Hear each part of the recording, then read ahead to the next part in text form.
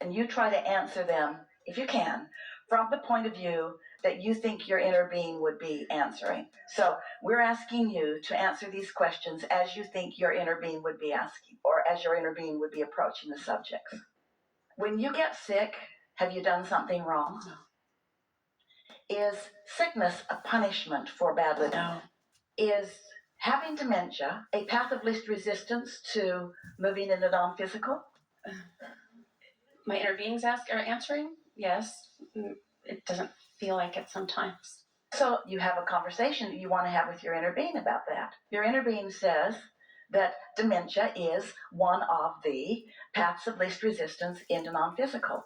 And so what do you want to say? Argue that point. If you don't believe that, give us your reason for that. You don't have a reason. You've just thought it for a while. But what's at the basis of what you've been thinking for a while? Just that she's suffering. But there's something else that we want to help you to understand. Is death a good thing or a bad thing? Good thing. Oh, you answered that really quickly. Mm-hmm. Because you're answering it from the point of view of your inner being, because there is no death. Right. Is there any death? No, there's no death. So if death is a good thing, and dementia is a path of least resistance on the way to that broader perspective, then what's the argument that you have with your inner being about any of this? Do you really have any argument? I guess not. When I think of it like that.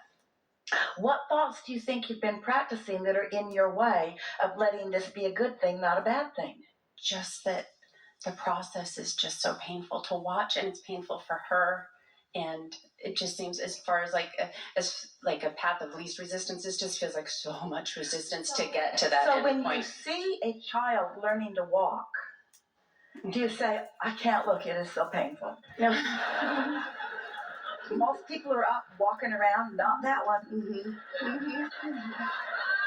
That may be one of the clumsiest people I have ever seen. Right.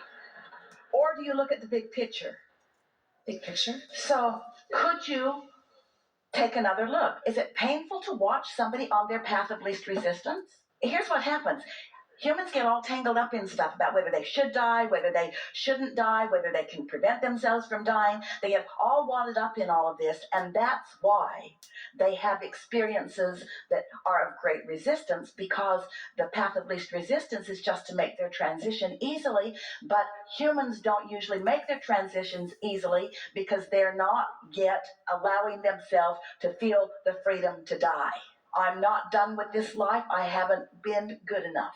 I'm not worthy enough to die yet. I haven't done what I was supposed to do. In other words, you've got all these bogus things that are in your way, and so you make a struggle out of things that you don't need to make a struggle out of. You know what the cat does when it has enough? It runs into the street. Mm-hmm. Mm-hmm.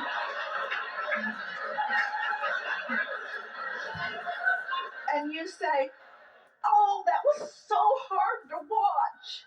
And the cat says, I'm out of here. You think we're kidding. We're not kidding at all. So we're going to ask you some inner being questions again. Is death a bad thing or a good thing? Good thing. So you want to say, okay, I'll go along. It's a good thing. I'm just not ready yet. So let's get into this. Why would anyone not be ready to continue to have ongoing life?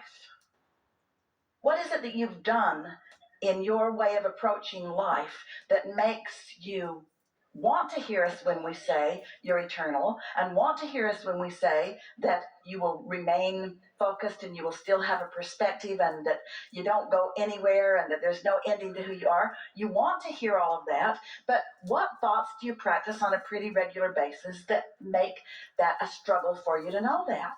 You guys got to get over this death thing, because everybody you know is going to die, and you are too, even though there's no death. In other words, you're all going to have the experience. So when you practice not liking it, every time somebody looks like they're going to do it, or every time somebody's done it, you set yourself up for stuff that's going to bite you in the butt later. Mm-hmm. Esther was at a party the other night with her daughter and her daughter's friends. And they had a big room at the top of the AT&T Center, and they were watching the Spurs game way, way down there. Far, far, far, far away. And one of Esther's daughter's friends slipped in to the seat next to Esther and said hello. Esther says hello. Her friend says, I hear you have built a new house. Esther said, yes, I like it so much. I hear that you are in the neighborhood where Tracy lives. Yes, I like that so much. And then her friend said, that is such a good thing that you're right there where Tracy can help you.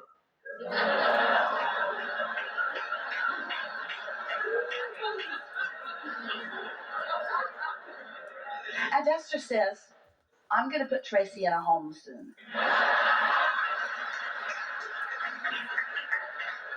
She's become quite a burden to me.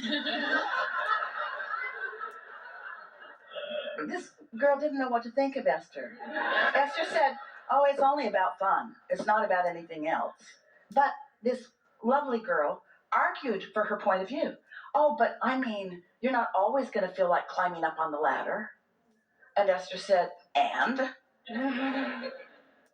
She said, as she could see, Esther was revving up for the kill. She says, well, I'm not talking about now, I'm talking about later.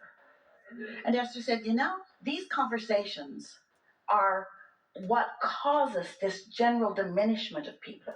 So as you tell that story, that's setting up your future experience. But I'd appreciate it if you don't tell that story about me. And she said, okay. And then she told Tracy, I think I made your mom mad. And Tracy said, did my friend make you mad? And Esther said, she didn't make me mad. She made me want to speak to the world at large. Tell the story that you want to tell about how you want your life to unfold. And when you buy in, just because you've been observing that's the way other people are living, you don't have to tell the story just because that's the way it is with so many people. Tell the story the way you want your story to be. The universe is responding to your vibration. And so if Esther had sat there and listened to the story, Esther was polite enough, but if Esther had sat there and been in vibrational agreement with what this girl was saying, Esther had a choice right then. She could know what her inner being knows about all of this, or she could listen to the version that this woman was offering. Which one do you think Esther chose? Esther's version. And could Esther have been more polite to the woman? Oh, yeah, I know what you mean. We're all going to get old and fall off ladders. And I'm so glad I live on the street with Tracy, because she'll have a key, and if I don't show up, she'll be able to get in and find me dead in the pantry.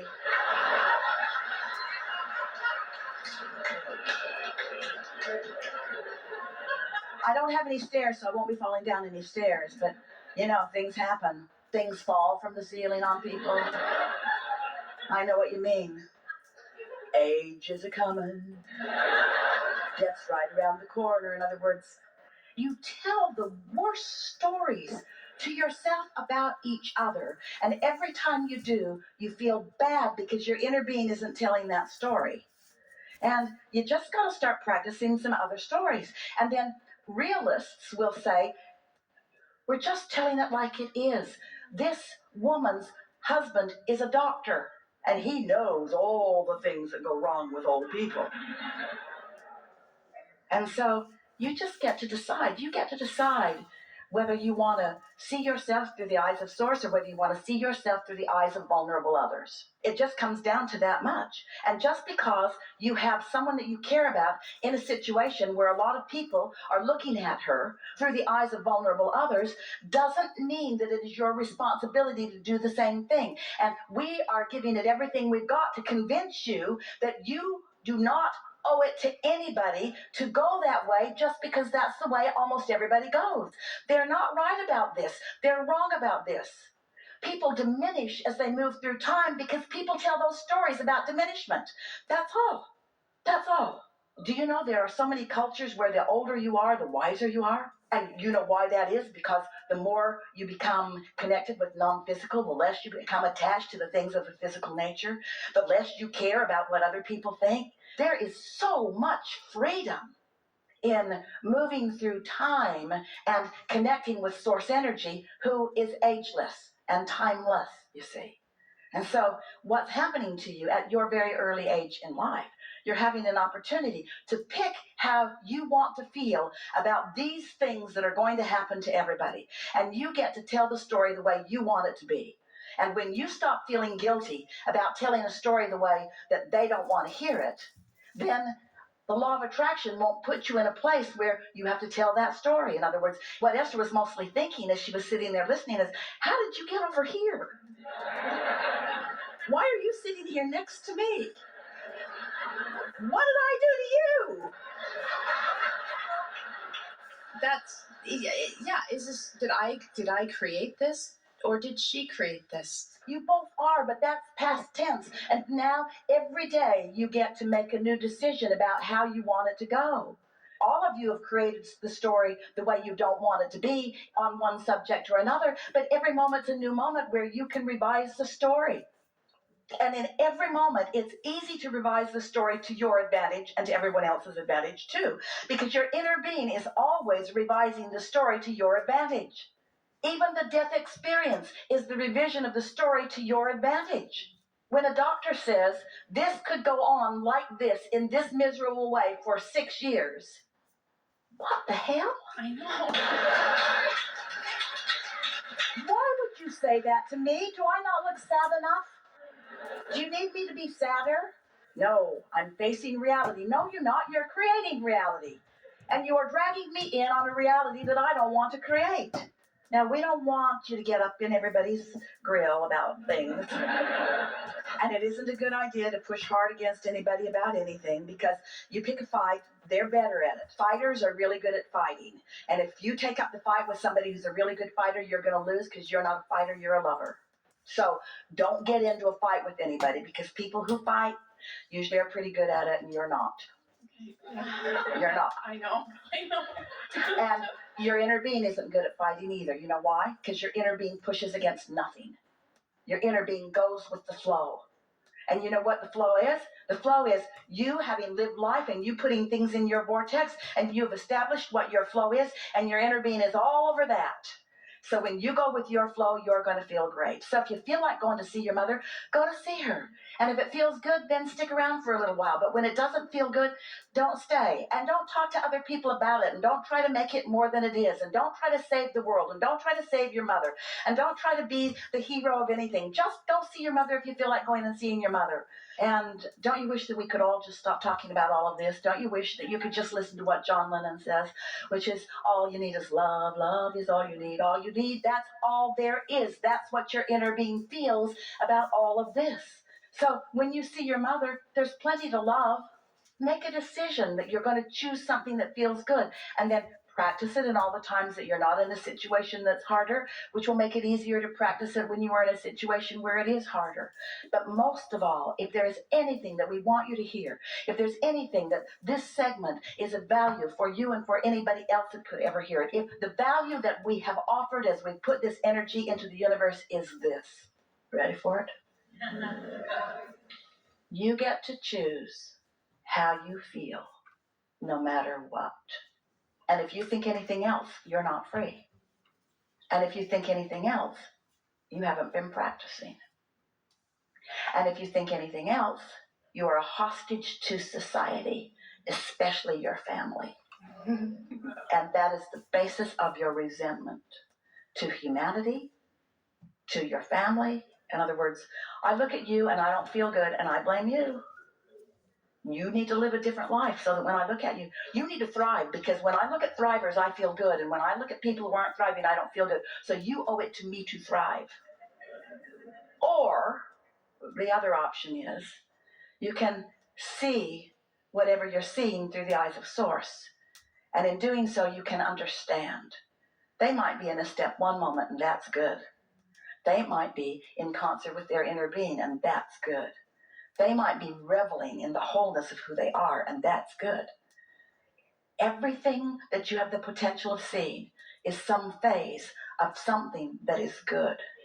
You've just got to decide how you're going to look at it. Yeah.